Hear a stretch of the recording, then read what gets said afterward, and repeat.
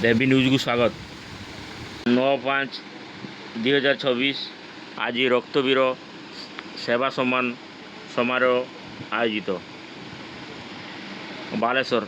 9/5/2024 आज OT road स्थित उद्योग भवन युवनेता तथा युव बालेश्वर सभापति सीमन दास महापात्र द्वारा बालेश्वर विभिन्न समय रक्तदाता भाव हेउ किंबा रक्तदान शिविर आयोजन क्षेत्र में हेउ आगधाड़े 100 जन युव योद्धा रक्तवीर सेवा सम्मान सम्मानित करा जायछि। विशेषकर कोविड समय एवं बाहानगा रेल दुर्घटना हो कि विभिन्न समय थालासेमिया रोगी को हो रक्तर अभाव समय जगाई देउथुवा रक्तवीर मानक आज अतिथि मान द्वारा सम्मानित करा जायथिला।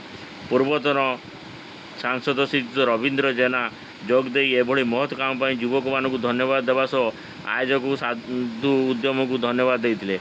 अन्य मानक मध्य म्युनिसिपालिटी अध्यक्ष सविता साहू, कवि प्रशांत दास, रक्तदाता संघ सभापति सुनीता बेहेरा, पूर्वतन ब्रिट अध्यक्ष आलोक कुमार साहू, बीबीसीसी बैंक सभापति गणेश महापात्र, श्रमिक नेता शांतनु दास, कृषक नेता अजय सामल, बादल दास, युव नेता भागवत साहू, असित दास, प्रवीर दास, श्रीमंत माझी, समाजसेवी श्री शिव शंकर दास प्रमुख जोग देता बेले आजीवन रक्तवीर भाव आगधाड़ समाजसेवी साइरुल हक एवं संवाद आम ओडिशार उत्तर ओडिशा संयोजक लक्ष्मीधर बारिक को संबर्धित करा जायतिला।